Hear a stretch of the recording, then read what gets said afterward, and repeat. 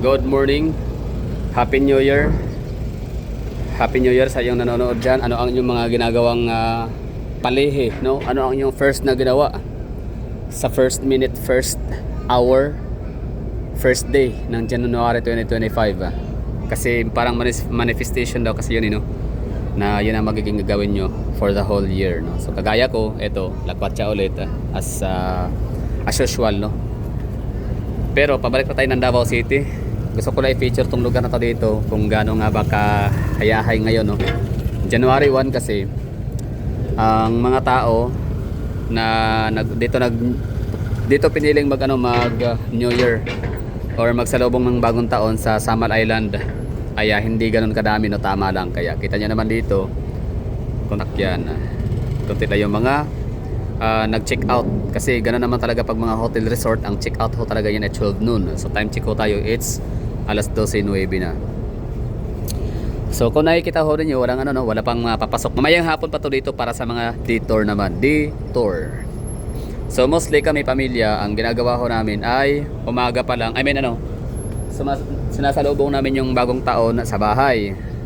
New Year's Eve. Tapos pagka kinamagahan yan, hangover, may mga leftover na mga pagkain. So yun po yung dadalhin namin sa dagat at maligo.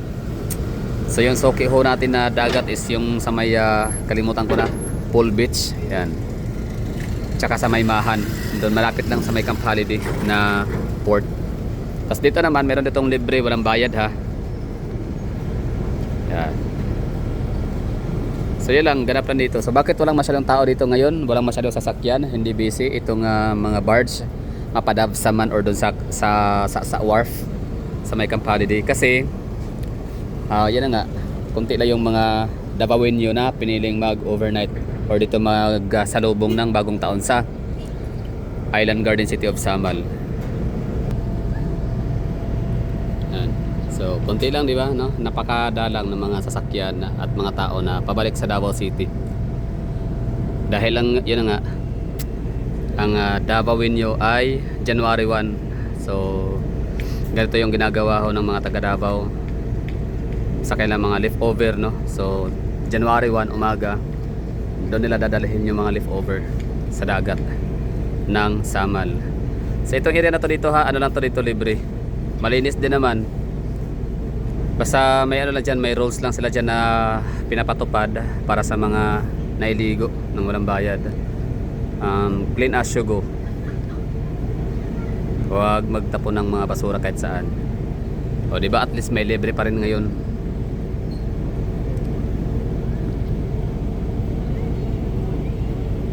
So ang nito, ang huge approach, huge wave ng mga taong pabalik ng Davao City mamayang hapon at saka gabi.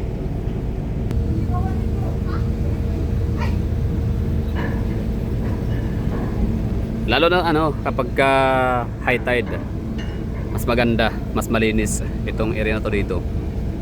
Pag high tide, mas may enjoy ang pagbi-beach. Pero siyempre, pag ganitong mga low tide naman, maganda yan sa mga bata. May mga dalang maliliit na mga bata para nakapag-enjoy. So ilang ha, Happy New Year.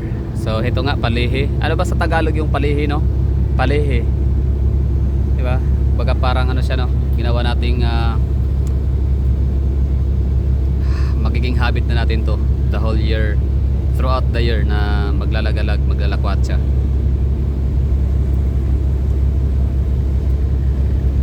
Pero daming tao, diba?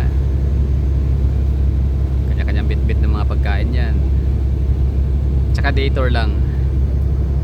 Hindi pala to detour na, no? Kasi since alas 12 na pala siya, akala ko umaga pa, wala kasing araw. So yung mga yan ay overnight yan, bukas yan uuwi.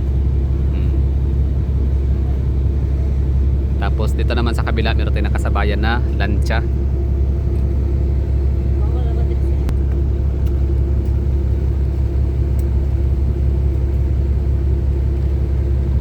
Happy New Year. Shout out sa nakasakay ng bangka na yan. Tapos ito, Vanishing Island. Ilang taon na sinasabing pupuntahan ko yan, pero hanggang ngayon hindi ko pa rin nagawa, no? Sige lang, baka nitong taon makapag Vanishing Island na tayo.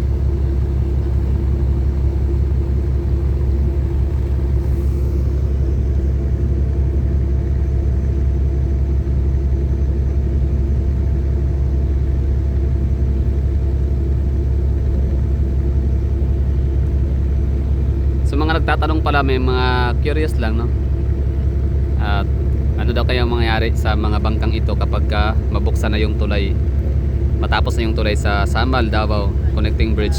So sagot ko dyan ay wala namang mangyayari, same pa rin.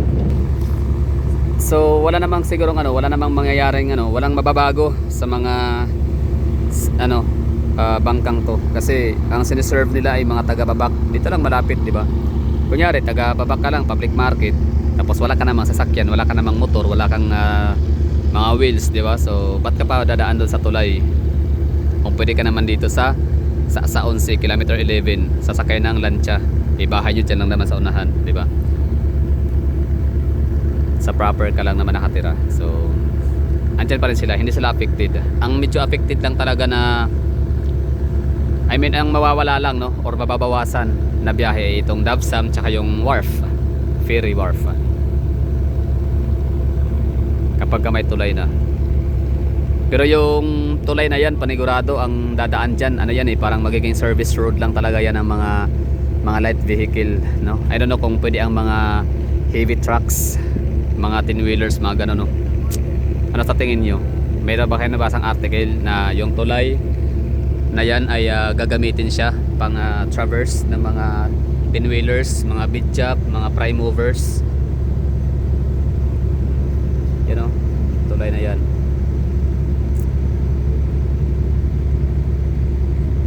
So parang gagawin na siyang service road ng mga private cars, mga light lang, mga light vehicles. Yun ang like mga bongo, pwede na ang bongo, no?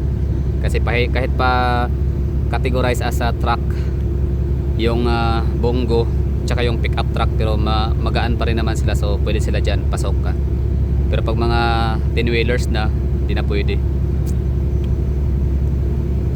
So the moment na matapos yan, hindi mas maganda para sa ating mga taga Davao na pumunta ng Samal, kasi nga wala na kayo, hindi na tayo magsasayang ng ilang oras kakapila sa barge, di ba? Pwede na tayong dumiretso na, kahit nga sa mga walang sasakyan, pwede nga taxi na lang, di ba? Para ka ng taxi, kuya, Samal, di ba? Galing. So yung mga taxi driver natin, madadagdagan yung halang magiging ruta. Hindi lang sila sa Mati Metro Davao, Tagum Davao, Panabo Davao, Santa Cruz Davao,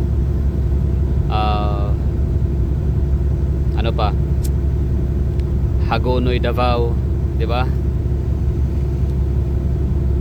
Digos Davao, kundi meron na ring Samal Davao na magiging ruta.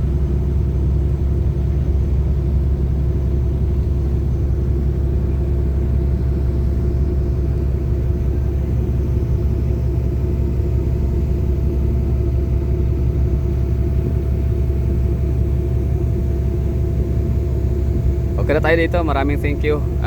Yan na lang ulit, no, happy holiday pa rin hanggang 3 Kings, di ba? Ang 3 Kings is hanggang January 6 or first Saturday ng January, tama ba? Yan ang pitsa ngayon, January 1, araw ay Huwebes, tama? Wednesday 1, 2, 3, 4, so 4, tama, Sabado is 4, so first Saturday or January 6, I don't know, basta andyan na sa dalawa yung 3 Kings. Legazpi Oil sa port.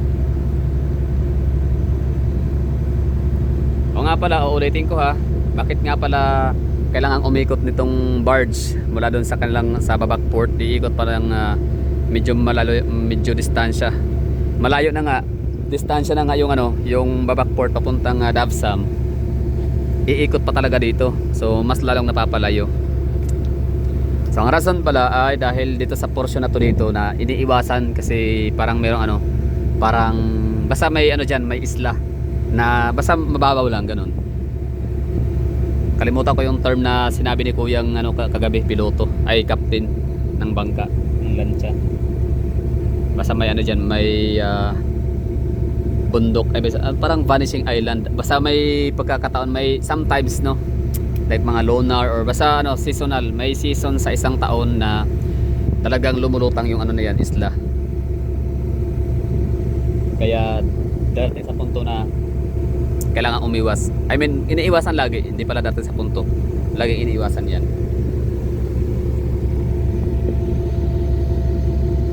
Davsam.